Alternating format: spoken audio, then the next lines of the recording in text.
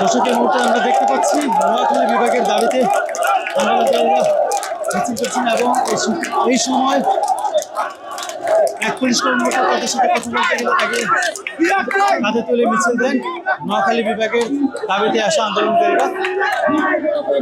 সমস্যা নাই, এদের একটা দাবি আমরা শুনলাম, ওনাদের যে দাবিটা আছে এটা আমরা চেষ্টা করব একটা উপযুক্ত জায়গায় যেখানে গেলে এটা একটা মানে সফলতার সম্ভাবনা আছে সেখানে আমরা পৌঁছাই দিব আমাদের কর্তৃপক্ষের মাধ্যমে।